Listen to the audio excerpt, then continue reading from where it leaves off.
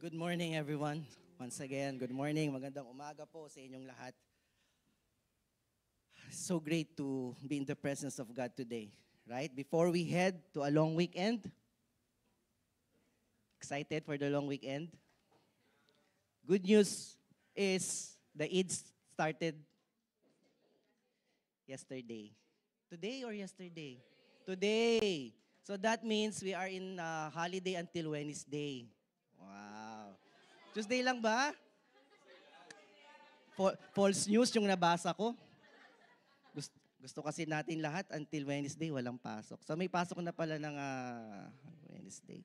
Okay, but anyhow, praise God for these days that we can rest, right? And the most important than resting our physical bodies, also resting our soul in the presence of God. Amen. So for today, are you excited for the Word of God? Medyo konti tayo ngayon, ano? Parang some of us already started their holiday already. But anyhow, so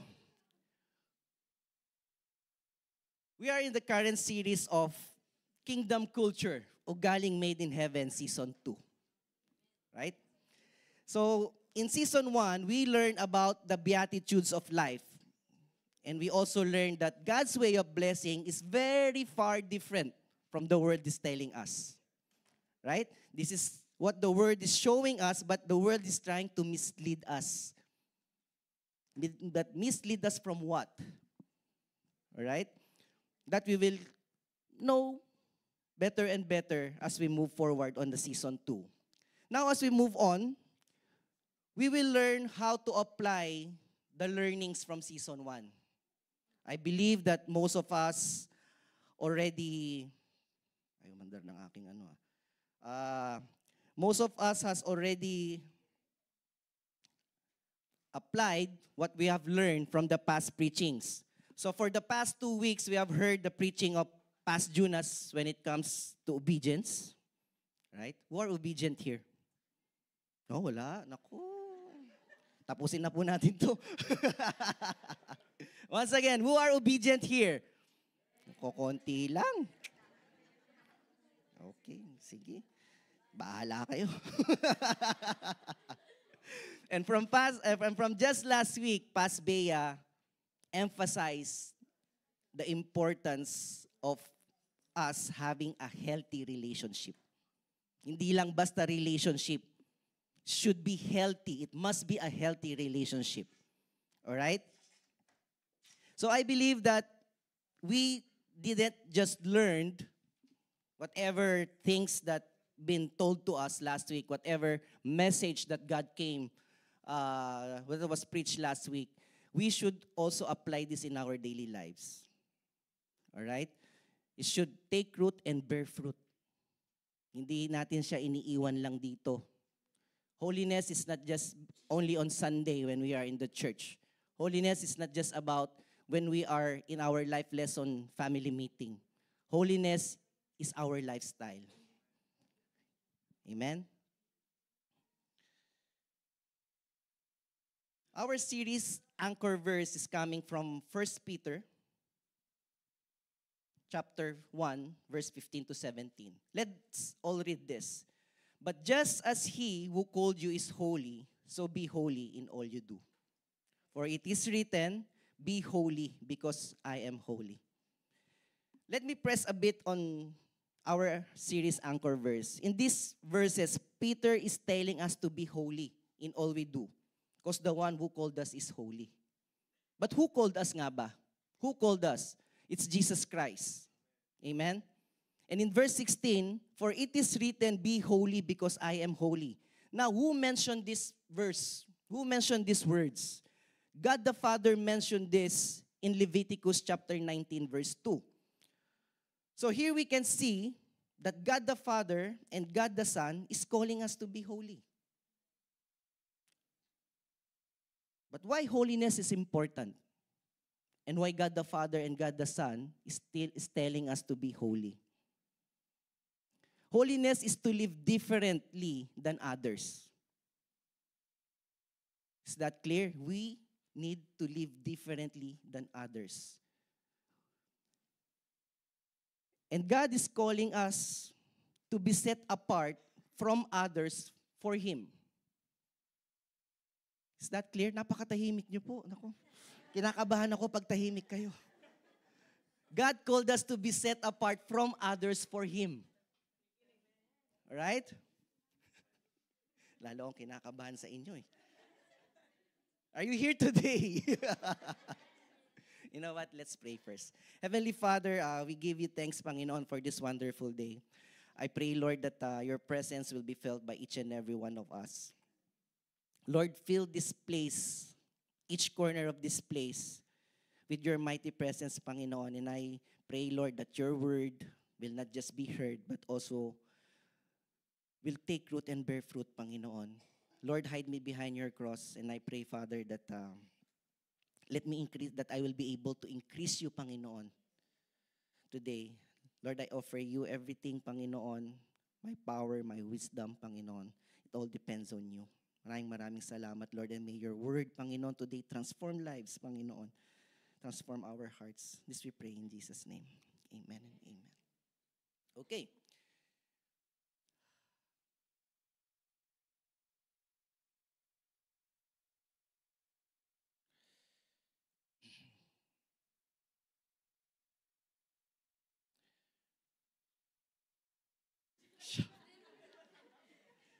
That's very good to break that silence, okay? So means, when we choose God, we are becoming holy. All right? And becoming holy is a proof of our relationship to God. If people notice that you are holy, first thing that they will tell in their minds, oh, this person has a relationship with God. All right? So that should reflect our lifestyle. Holiness is part of our DNA. We don't force ourselves to be holy. That will, if you're just pretending to be holy, that what's inside our heart will later on will be revealed. So that means holiness starts with purity. And then that will bear fruit in our heart and will take out action of holiness. Amen? But for us, to keep our lives walking in holiness, it's quite difficult. There's a lot of challenges. Sorry po, merong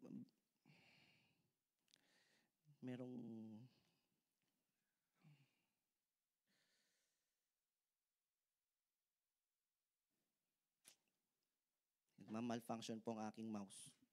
Sorry po, wait.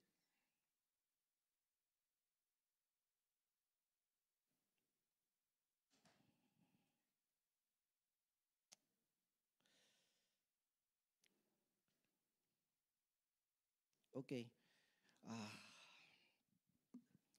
So, Lord, take control. my laptop is malfunctioning. Okay. So, let's continue. In order for us to walk in purity, in order to have a life of holiness, there's a lot of things that will interfere.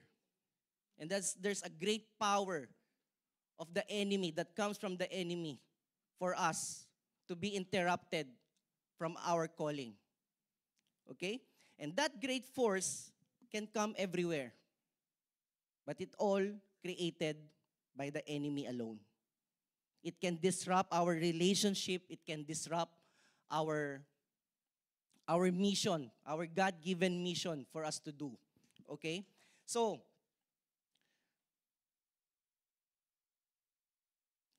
having this said, we can define that holiness is choosing God above fleeting desire. Because He called us to reflect His holiness in all we do. And purity is by letting go of anything that draws us into the sin before it has the chance to destroy us.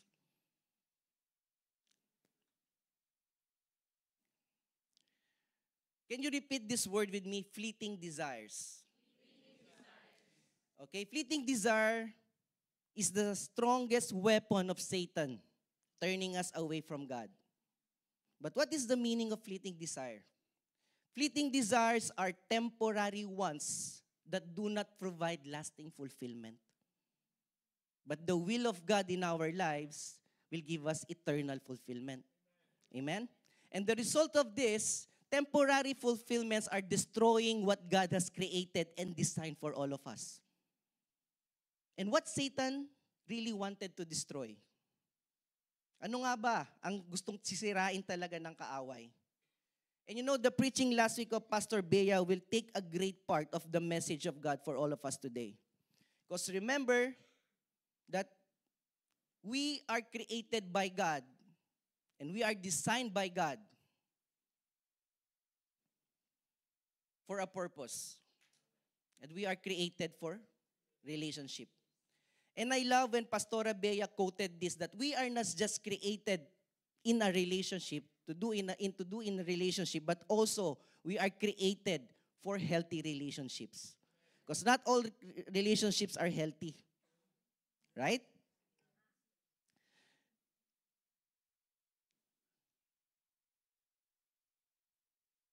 Okay. And the topic last week this was rooted from Matthew chapter 22, verse 37 to 40. It says there, Jesus replied, "Love the Lord your God with all your heart and with all your soul and with all your mind. Then this is the first and the greatest commandment. And the second is like it. Love your neighbor as yourself. All the law and the prophets hang on these two commandments so that it will be a guide for the life of each and every one of us." These are the two greatest commandments. So we are made to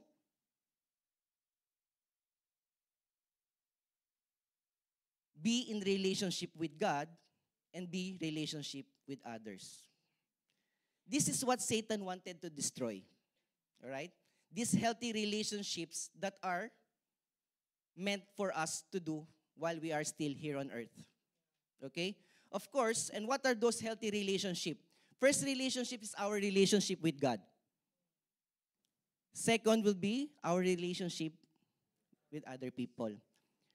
But what is the greatest relationship? What of the most important relationship for God after our relationship to Him?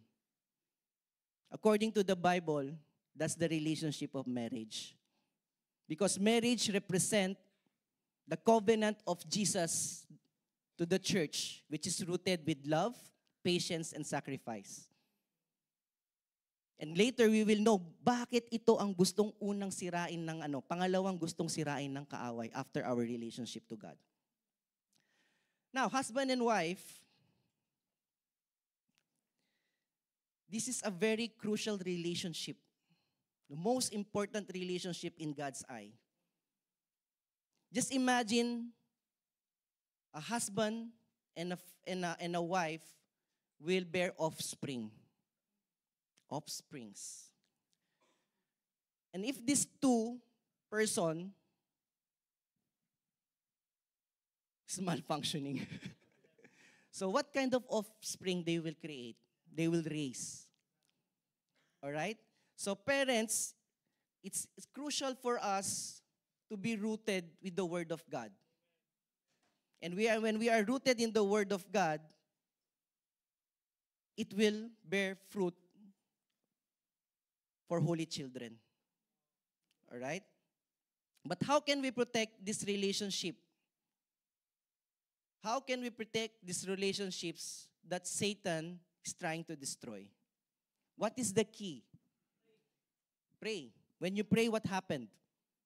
Gives us wisdom, gives us direction. Right? Yes. Thank you. That's more than I'm praying for. Interaction, not just listening. Amen. Thank you, Lord. Amen. Thank you for that, sis. Totoo yun. Yeah, sana all.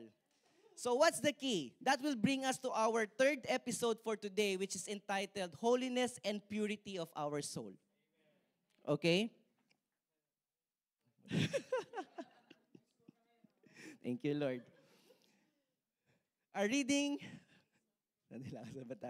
our anchor verse is coming from Matthew chapter 5, verse 28. Sabi dito, "But I tell you that anyone who look at woman lustfully has already committed adultery with her in his heart."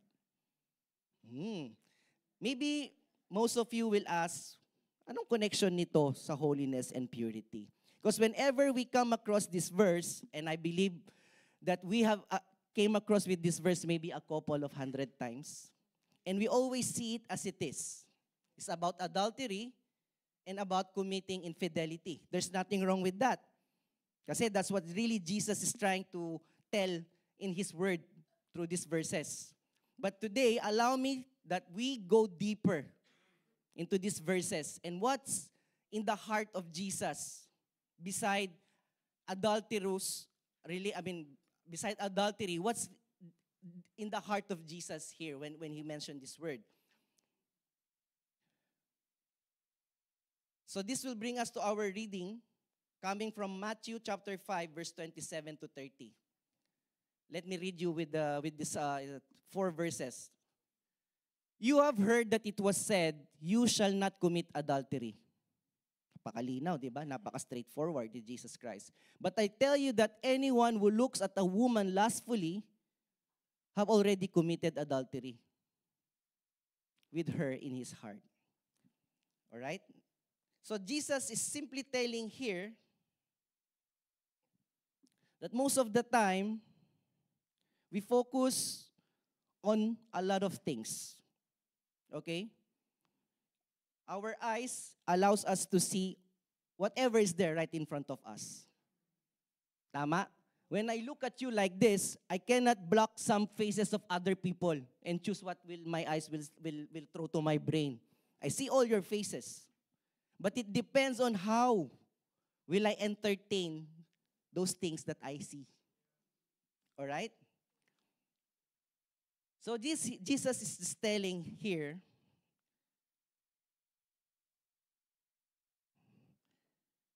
that Jesus used or made adultery as an example in expanding the definition of sin beyond physical act. That we don't actually commit something in action before we fall into sin. It first starts in our heart. So Jesus is telling us that we will not be judged in our action, but we will be judged what's living in our hearts. Oh, di ba? Thank you, Lord. Di ba? It's nice that Jesus is telling us this one. What if we don't come across with these verses? And all our life, we are just thinking that if I don't do something wrong, then it's fine. But Jesus is telling us here, we need to check our hearts then. That's the first thing. All right? So here, Jesus is telling us the things that we see, that we entertain in our thoughts, which lead us to the impurity of our minds and hearts, are already considered sin. Napaka-clear po, ano? So as I've said, let's see what's in the heart of Jesus Christ. All right? As we continue reading, if your right eye causes you to stumble, gouge it out and throw it away. It is better for you to lose one part of your body than for your whole body to be thrown into hell. And if your right hand causes you to stumble, cut it off and throw it away. It is better for you to lose one part of your body than for your whole body to go into hell. Now, what Jesus is trying to tell here, is Jesus really trying to tell us here that if your eyes causing you to sin, to remove it and throw it into the fire? Wala nang matira, di ba, sa katawan natin. Right? If we do that literally. But Jesus is telling us here, He's just exaggerating the seriousness of sin and the necessity of taking drastic measure to avoid it. There is a way. Jesus is telling us that there's always a way for us not to sin. All right? Now, as we look or as we go deeper in the heart of Jesus Christ is telling us here that our eyes is the window of our soul. Okay? In Matthew 6:22 to 23, Jesus said here, the eye is the lamp of the body. If your eyes are healthy, your whole body will be full of light. But if your eyes are unhealthy, your whole body will be full of darkness.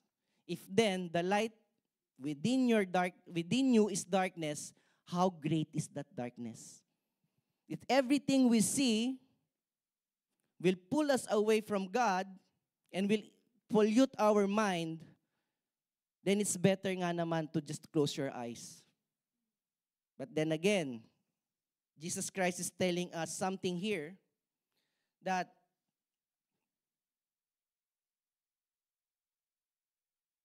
sin begins in the heart. In Matthew 15:19, for out of the heart come evil thoughts, murder, adultery, sexual immorality, theft, false testimony, and slander. Depending on how we entertain the things that enters through our eyes will soon bear fruit in our hearts that will cause our action. All right?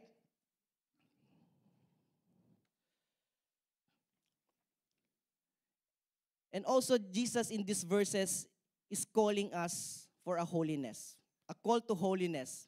In Colossians 3 verse 5, put to death, therefore, whatever belongs to your earthly nature, sexual immorality, impurity, lust, evil desires, and greed, which is idolatry. Purity can bring us to holiness by letting go of anything that draws us into sin before it has the chance to destroy us. So holiness here, Jesus is telling us that in order for us to live a holy life, we should take out those things that causing us to sin. And how we can identify that? Diba? No, the moment we even here right now, if we let the enemy entertain things that we see even inside this hall, it can create sin in our hearts. The moment we step up of this hall, there's already temptation outside.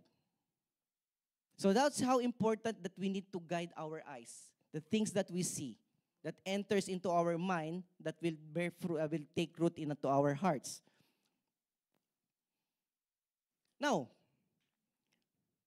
bumabalik tayo. Teka lang. Now, okay? So these are the things that when we see something, how can it turn into something that can lead us to sin? My dear friends, my brothers and sisters, these are just simple things that we come to desire in our lives. All right? Desire is one of the most powerful forces in our lives. It shapes our action, our relationships, and even our identity. When we desire something, it means that we want to do it. Gusto natin siyang gawin. I have a great desire of, for instance, gutom na gutom ka. You're so hungry. What comes into your mind? You desire for food. And immediately when you see that food that you're craving, anong gagawin mo? Attack. Di ba? So that's how desire starts. Alright? So God created desires. Do you agree with me? God created desire, but for a good purpose. That's why there's a saying that we need to desire to do good. We need to desire to be with a deeper relationship with God. We need to desire to know God more and more. Amen? Do you everyone agree with that? But if desire was created by God, then why it lead us to sin? Di ba? Good question. But you know, the answer is simple. Because there is Satan. There is enemy. Satan twists the God-given desires of humanity into simple temptation. Repeat this with me. Temptations. By distorting their purpose, exaggerating their appeal, and separating them from God's will.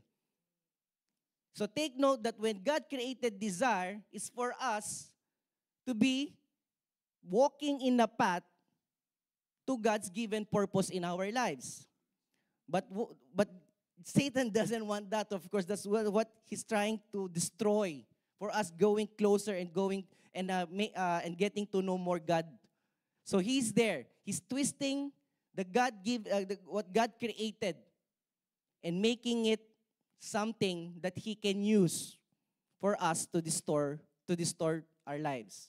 Amen. And that is when he found that the enemy, Satan, found out that one thing that he can use is to turn this desire for us to sin and to move from God. Amen. So turning them into the feeling of, so this desire, when it becomes interrupted, when Satan interrupted this desire turns into lust. Okay? Lust is a silent destroyer. It starts with a simple thought but can destroy families, marriages, and even our relationship with God. Lusting over someone, is the common causes of broken marriages. According to the Bible, the most important, sinabi ko na to kanina, that the most important relationship after our relationship with God is our marriage. Relation between husband and wife. I want to emphasize husband and wife. Because marriage is not husband and husband or wife and wife. Okay? So when God created Adam, when God saw Adam was alone, He created who? Eve. He didn't create Adam for another Adam. So the original design of marriage and relationship between man is a woman. So what the word is telling us now about same-sex marriage and same-sex relationship are abomination to God's plan for the original plan of God for us. Okay? So I hope that's clear. Now, what Satan liked the most after destroying our relationship with God is destroying our marriages. Because Satan hates anything that glorifies God. Yes po, our marriages give glory to God, so protect it. By all means, protect it. Alright? Yes. Wag naman. Walang buhay yun. Ano pa rin, meron tayong mga ministry. Di ba? And there's another silent killer. A silent killer that breaks marriages. And that's pornography. Alright? Sino pong nanonood ng pornography dito? Siyempre, wala magtataas ng kamay. Di ba? But you know that even though no one is there with us, when we do these things, God is seeing us. Alright? And you know that pornography, just to give you a hint of fact why this is destroying marriages, pornography is a $97 billion industry. And when you have a website, the growth of your website depends on how many clicks that people do on that link, how many sessions you have per hour, and how many people are spending time in your website. So for pornography to increase this much, meaning there's a lot of people are really engaging with pornography. And this can really ruin marriages po. It distorts God's design for love and intimacy. God created sex to be a sacred bond between husband and wife. But if we keep watching pornography, it replaces love with lust and fantasy. All right? It lowers also our attraction towards our spouse. Kawawa naman si spouse. Diba? And when that happens, that leads to infidelity. How? Because, as I've mentioned, that when you watch pornography, it gives us fantasy. And when we have fantasy, we start to look for that fantasy to happen.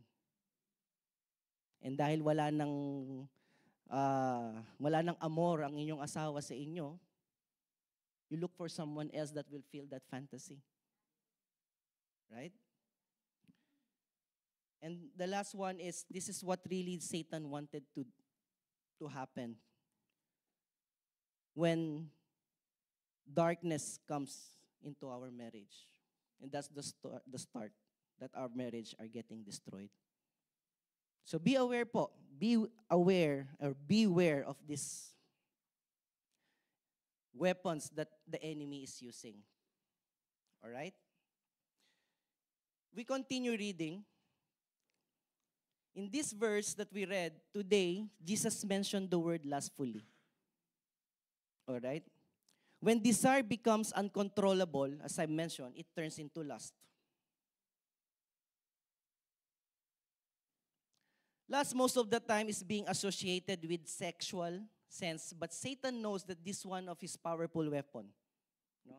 So, Satan, what he do now, lust is not just about sexual desire nowadays. He connects this to everything that we can desire to ruin our relationship with God and to ruin our relationship with people. Amen? So he used this lust for more than physical desire. So this one, it now giving us a desire of intense craving for something to take us outside of God's original plan. And that is for us to have a healthy relationship with God and for a healthy relationship with people. Okay? We can see that lust already existed long time ago, before it's being used by Satan already. As we go back to that to that verse that we read, Jesus used lustfully, and he's telling this to men. And if you remember, if you can have a visualization of how women are dressed before, they're all covered, di ba? Ang haba ng palda, hindi pa po uso yung mini skirt and shorts noon. But already lust is already running in the minds of the people. So what now? May makikita ka ngayon, nakatakip yung ano na lang. Di ba? So what I'm trying to say here is, the power of this lust is becoming even more and more powerful today. And that's how we need to protect ourselves from this, the scheme of the enemy. All right? And you know that this word is not just associated, as I mentioned, with the sexual desire, but it's also associated with all of the things right now. You know, if you see these images, people is using this word now to associate it with how to have a good time. See, that one? Last Friday, it's all about party. And if that's not mentioned, they try to connect these images in order for us to trigger something into our brain to promote their products or to promote whatever they want to people. We see this in our daily lives, advertising. We see this in social media, in a billboard messaging. Of course, not much here because we are in a country is very strict. But this one, you can find it all over the website, the internet. And this is feeding our brain. And if we lose, kapag nawala sa atin ng if we lose ourselves with this, we are going to fall into temptation easily. If we allow these images to play into our brain, that's the start of temptation working in our lives. So hindi lang po technology, no? Makikita natin that it's not only technology that's working on this. Behind this is Satan. Sumasabay po si Satan sa pag-update. Before there's no technology, he's already there. Now that there's technology, he's even more there. Right? You know, while I'm working with this yesterday, I'm working with the slides. Elias is just beside me playing all the time. But when I'm working on this specific slide, Elias came and asked me, "Daddy, what is that?" And I was shocked that he's already pala beside me. this image is in my computer yesterday. And then he asked me again, Daddy, what is that? I don't know what to say. And then he asked me third time, Daddy, what is that? You know, I told him, go back there and play again. I couldn't tell him that don't look at this. These are bad. Be careful, parents, when we send this message, this word to our children. We cannot say something that this is bad if we're actually doing it. That's a poison to our children's brain. You made them confused. Later on, they will tell themselves, Daddy said this is bad, but he's doing it, so I can do it also. So be careful when we communicate with our children. Make sure that when we tell them that it's bad, make sure you will not show them that you're actually doing it. Okay? Commercial lang po yun, but yes. So what made Elias focus on this thing? He cannot read yet. But because this advertisement are using flashy colors, again, what enters into our eyes triggers our brain. So, while Elias is there, not knowing that he's looking sa mga ginagawa ko, when this page turned, he got attracted with the colors and he start asking, what is this? So, napaka-importante po talaga ng mata. How we guard it. How we guard our eyes. Amen? 35 minutes. In this way, lust becomes a deceptive force dividing us to prioritize our earthly cravings over our divine purpose. And before it destroy us, it attack first what? Our relationship. The purpose of God in our lives is for this relationship to be stabilized. Our relationship with God and our relationship with people. Now, if we let these desires to go out of control and turns into lust, all this relationship will shattered right in front of our eyes. Kawawa naman. Diba? Nawala na.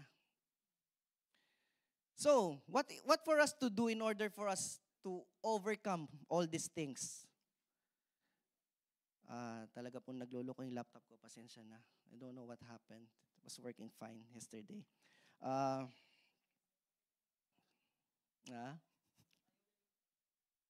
Ayan, kinokonta tayo ni Lord.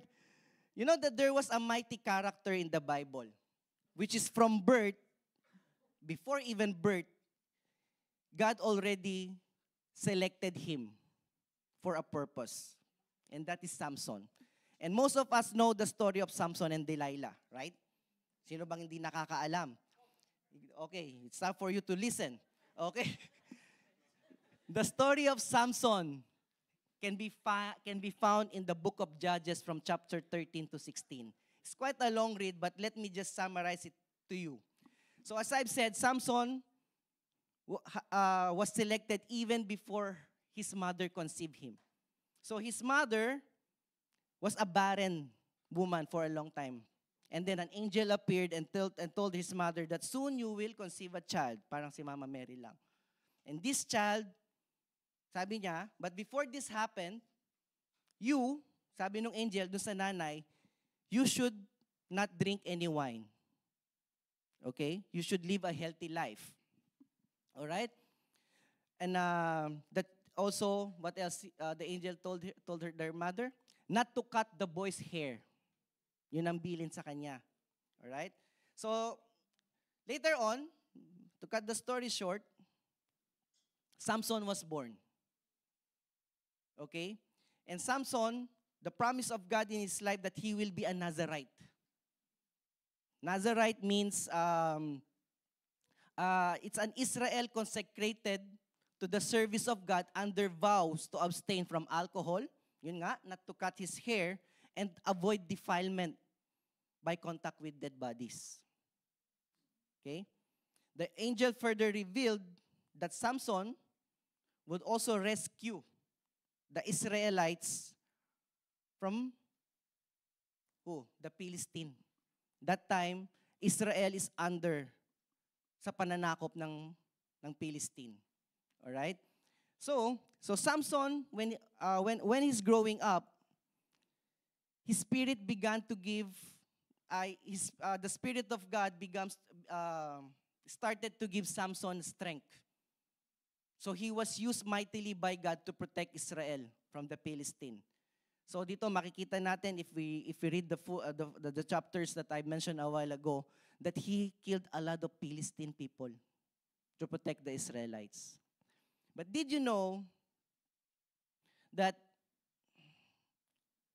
even though that Samson have this power within him that's coming from God, even though that he was selected before birth, he was selected and set apart by God to do mighty things, there was a time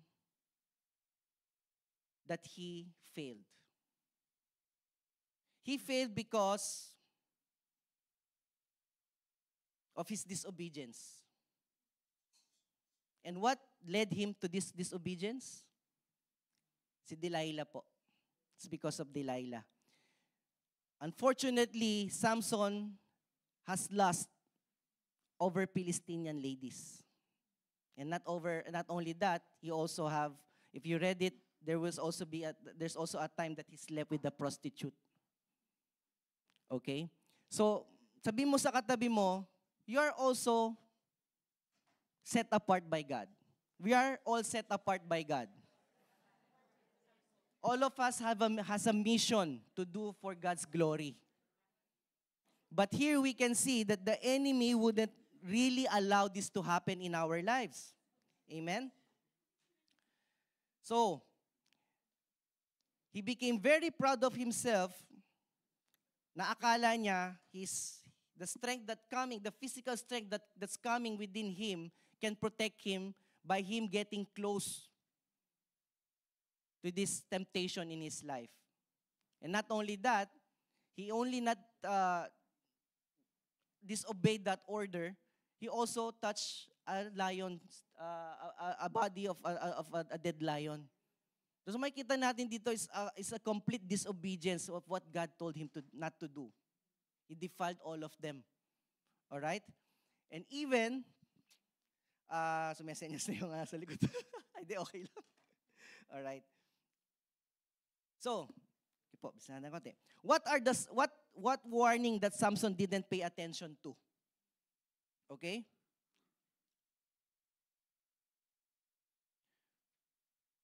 First, he kept giving into Delilah's question even when he knew it was leading him astray. Because Delilah asked her 4 times, where is your strength coming from? The reason why he didn't told Delilah for the first time, because he knew already that Delilah is just trying to play with him. But still, because of his lust towards that lady, he slept with her still 4 times. And you know, when we play with temptation, there will be time that you will be consumed by it. So even though Samson knew that Delilah is just playing with him, at the end, sinabi pa rin niya, my strength is coming. If you cut my hair, I will lose my strength. And that's what happened. Okay? Repeated temptation leads us to trouble. Okay? Next. He trusted someone who was not helping him to stay faithful to God.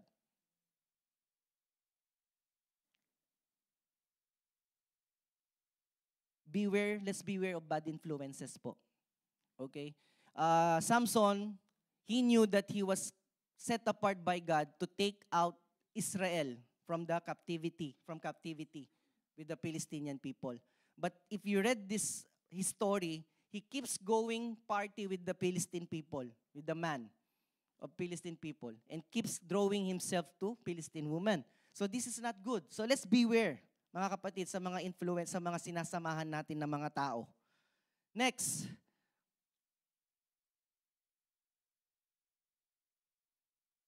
Samson lied repeatedly, thinking small compromises didn't matter. Small compromises will drown us. Yung mga those small lies that that we are keeping from our partners, from our healthy relationship, these lies will become more and bigger later on until it consume your relationship. So let's not compromise even small things, small lies. Next po is he ignored God's guidance and became numb to his voice. From the beginning of Samson's life, he knew already the things that he shouldn't do. There's a guidance of God already in his life that you shouldn't do this. Same like us. We are here every Sunday. We are attending our life lesson family meeting every week. And besides to that, we have our daily devotion. So the Word of God is clearly being fed to us every day.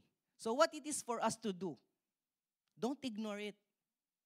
The teachings that we learn, the teachings that we are hearing, shouldn't just be a voice that comes into our ears and that's it. So let's apply it sa mga buhay po natin. Alright? He relied on his own strength, forgetting it was God who gave him power. Even though how strong we are today, we know that we are so equipped with the learnings that we are from the learnings of the Word of God. We are so equipped. We are so strong. Without God, this will all come to waste. In every struggle that we face, we need the strength of God to empower us. So here we can say that what we choose to look at and focus on will impact the health of our soul.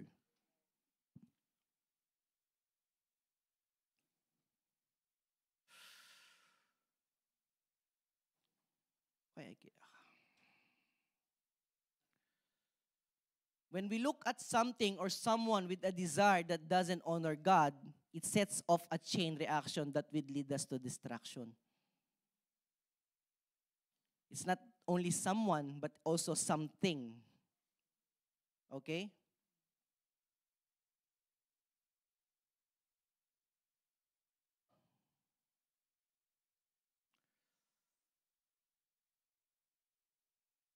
Having this said, you know that there's a lot of things actually that can trigger us to turn away from God. That will test our holiness.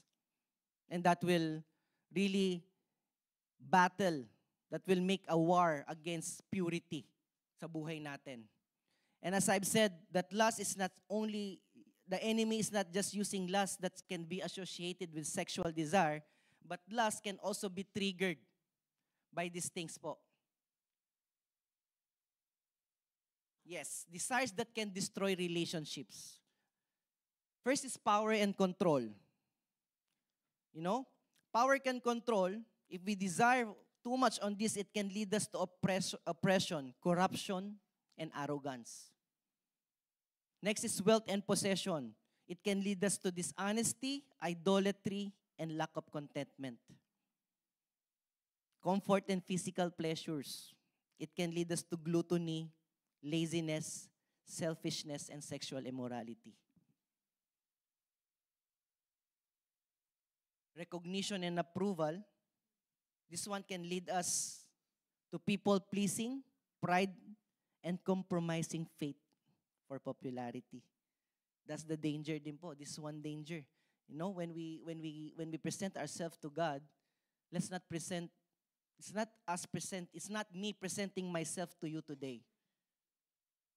If I put that in my mind, this can happen to me. Right? So whenever we present the Word of God, let's make sure that it is God who we wanted to magnify. When every time we stand here and sing songs for the Lord, it is God who's trying to present to the people, not ourselves. And power over others. It can lead us to bitterness, hatred, and unforgiveness. And lastly po, comfort and avoiding suffering. It can lead us to spiritual laziness, fear of stepping out in faith, and avoiding God's calling. John warned us on not loving the world. In 1 John chapter 2, verse 15 to 7, do not love the world or anything in the world. If anyone loves the world, love for the Father is not in them. For everything in the world, the lust of the flesh, the lust of the eyes, and the pride of life comes from the Father, but from the world. Comes not from the Father, but from the world. The world and its desires pass away, but whoever does the will of God lives forever. Amen? Learnings that we can take away: do not entertain temptation. Uulit-ulitin ko po. Temptation disrupt our holiness. This is what the enemy is using for us to take our lives out of holiness. All right? See the downfall of Samson. It all started with eyes, a desire for women that came out of control. So what Samson could have done in order for him that this failure not to happen in his life? He could have gotten off this as early as he can. Diba? Sana when he knew that Delilah is just trying to deceive her for him to be delivered to the Philistine people. He knew it from the beginning. But because the lust of the flesh is so strong, he slept 3 more times with Delilah until he failed. Okay? Even the small choices you make today will have a huge impact on your relationship with God and the people you value the most. Small choices, it's all start with a small choice that can define if we can be the person that God wants us to be. Next po is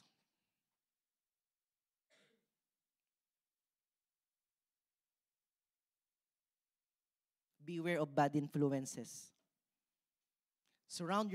Let's surround ourselves with people who encourage our faith and help us grow in Christ. Not those who pull us away from His purpose of God in our lives. I'm not saying that we don't go with people na alam natin that they're living in a worldly life. That's one of our tasks being Christian. And if we limit ourselves only to the community inside the church, then what would happen for the people who are lost? But make sure that we are ready to face them when we do that. Because if not, they're the one who's going to take us. Sounds funny, but that's real. That's true.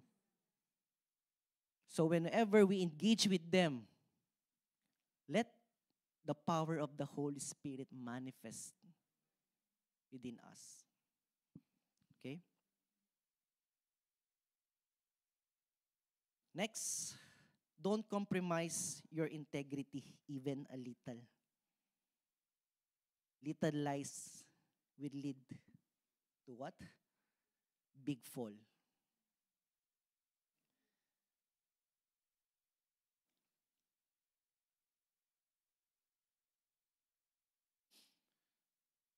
And lastly, don't think you can do it alone.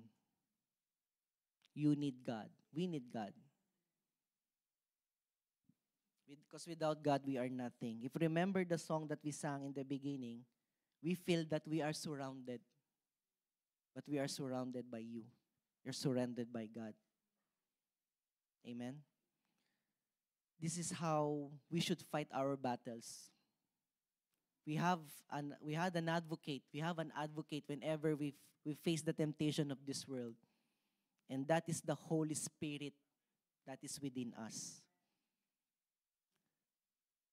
Samson failed. Si Michael. Samson failed to acknowledge the presence of God in his life. And he depended much on his strength. He was drowned with this victory. He was drowned with his achievement in life. He failed to remember that it is all because of God who put him there.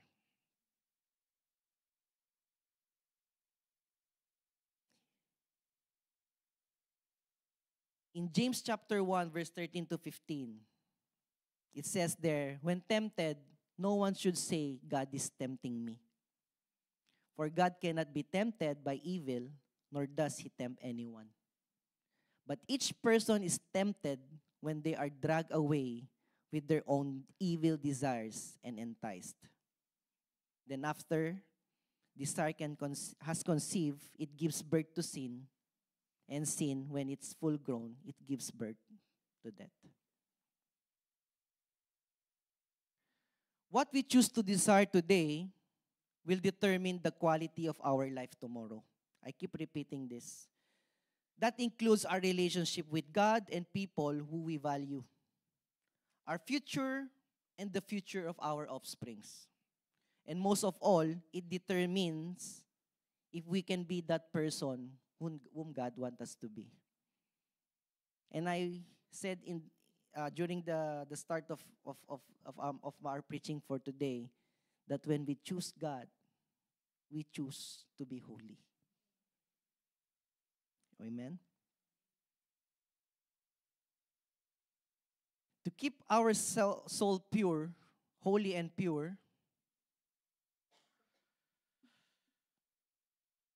we need to reject temptation before it enters into our heart. Choose godly influences and make sure that we are ready to face the lost souls when we come face to face with them. We should equip first ourselves with this community, with this family that will strengthen our relationship with God, that will strengthen our faith. And when we are ready, then we can be fishers of men to bring more souls to God. But we need to be ready. Believe me, it's not easy. There are a lot of people who attempted, but where are they now? They are now again once joined with those lost souls.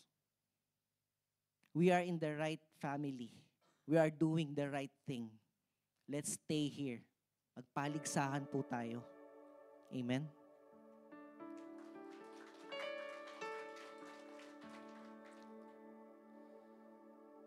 Whenever we are faced with temptation, always reflect in the life of Jesus and be inspired of who and what He did.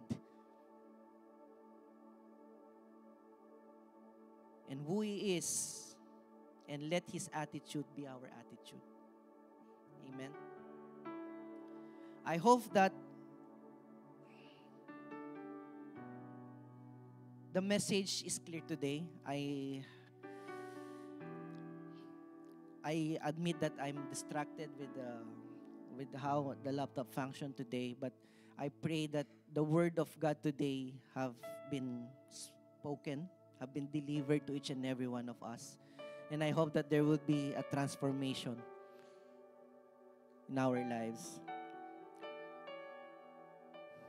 Our memory verse is coming from 2 Corinthians chapter 7, verse 1. Therefore, since we have these promises, dear friends, let us purify ourselves from everything that contaminates body and spirit, perfecting holiness out of reverence for God. May I invite everyone to please stand up.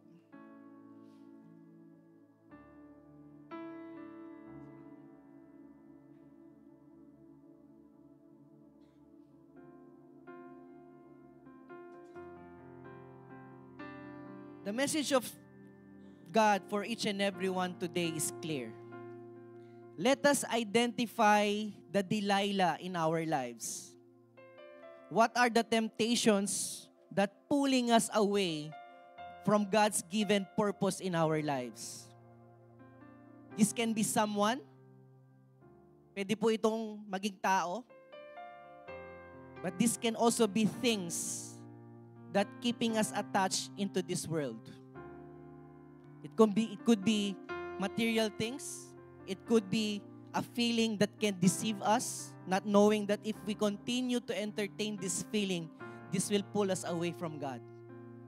So let's identify these Delilahs in our lives, these temptations. Remember that purity is by taking out all this temptation that can lead us to sin, that will take out our holiness from God. So today, I want everyone to please, if we can close our eyes and think about all these temptations. And whenever we came face to face with these temptations, we feel weak. Natatalo tayo ng temptation na to, that every time that we say to ourselves, I will not do this again. But when He is there, when the temptation of the enemy is there, lagi tayong natatalo. We are always being defeated. Let us not forget that when we accepted Jesus Christ as our Lord and Savior, we have received an advocate, and that is the Holy Spirit who is living within us. Yes, we are surrounded with many evil things in this world, but let us not forget that we are surrounded by the power which is greater than the power of the enemy, and that is God and the Holy Spirit. So today, let's again empower the Holy Spirit that's living within us. And from today onwards, let this be battle. Let this battle be a victory between us and the Holy Spirit. Let's step down to the feet of Jesus Christ, acknowledging Him once again in our lives. That the enemy is powerless if we allow Christ to work into our lives.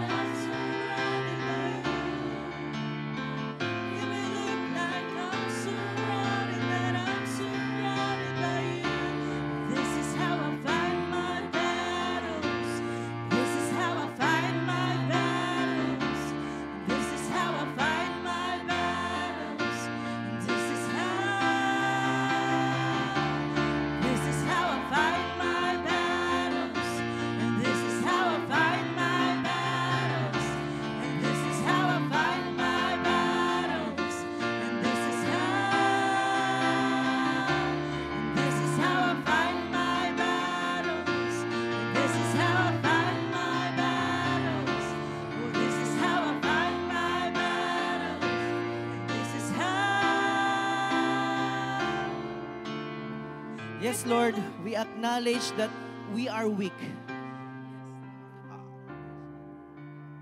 That our desires, Lord, can pull us out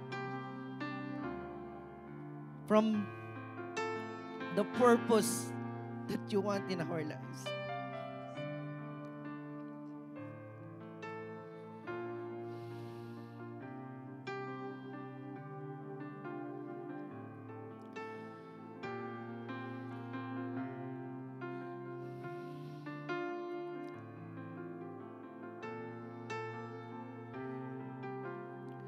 Lord, once again, we want to magnify you, Lord, in our lives. We want to place you, Lord, in our hearts. We know that the enemy cannot defeat us, Lord, if we acknowledge your presence in our lives every day. Lord, from now on, with your message for us today, we will commit that we will stand strong against any temptation of this world, Panginoon. That the weapon that the enemy that has for us will not prosper. And we will always turn to you, Lord, whenever we are faced with this temptation that the enemy is using us. Yes, we are surrounded, Panginoon, with evil things. But there's more powerful than that, and that is you, Lord. We want to commit once again our relationship with you. And Lord, protect our relationship, Lord. Protect our relationship, Lord. We want to value our relationship with you. We want to cherish the relationship that you bless us, Panginoon, in our lives. Our relationship with our family, our relationship with our husband, with our wife, our relationship with our children, that the enemy want to kill and steal and destroy, Lord. Lord, we cannot do this without you. We want to acknowledge, Lord, in your presence in our lives. We want to strengthen our desire, Panginoon, to keep this relationship healthy, Lord. We want to be holy and to be pure, Lord. And we cannot do this without you. May your words, Panginoon, will manifest every day in our lives. If the weapon of the enemy is strong, Panginoon, your words in our life is stronger than that, Panginoon. And this is our weapon. This is how we will fight our battles. Thank you, Lord. Thank you, Jesus. And as we take again these holy elements that will represent the body and the life of Jesus Christ, we want to remember that after Jesus died and resurrected, He reappeared to His disciples, telling them about the Great Commission.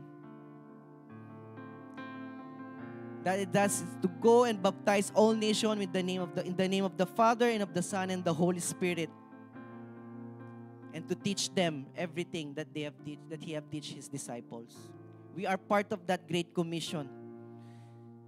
But being part of that Great Commission, we will feel weak if we don't acknowledge what Jesus Christ and who is Jesus Christ in our lives. Jesus is our Lord and our Savior. He did a great sacrifice dying on that cross for us to enjoy this life that we have today. And not only that, He has forgiven our sins even though that we are still sinning. God the Father and God the Son want us to be holy. And we can only pursue that if we always acknowledge daily the presence of Christ in our lives. So as we take the Holy Communion, we acknowledge the death and the resurrection of Jesus Christ, that He done this for all of us. And out of that, He gave us an advocate, which is the Holy Spirit, for us to strengthen us in this life, in this world. Let's use our greatest weapon, my dear brothers and sisters. And that is the Holy Spirit that's living within us. Let's hold on the bread. On the night Jesus Christ was betrayed, He took bread. He gave thanks and praise. He broke the bread and gave it to His disciples and said, "Take this, all of you, and eat it. This is my body, which is for you. Do this in remembrance of me." Let's partake all the bread.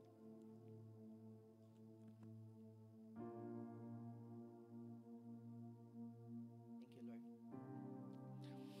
On the same way, after supper, Jesus took the cup. Again, He gives thanks and praise. He took the cup and gave it to His disciples and said, "Take this, all of you, and drink from it. This is my blood, the blood of the new and everlasting covenant. It will be shared for you and for all, so that sins may be forgiven. For wherever we eat this bread and drink this cup, we proclaim the Lord's death until He comes again." Let's take the cup. Thank you, Lord. Thank you, Father. Let's give the highest clap offering to our Lord Jesus Christ.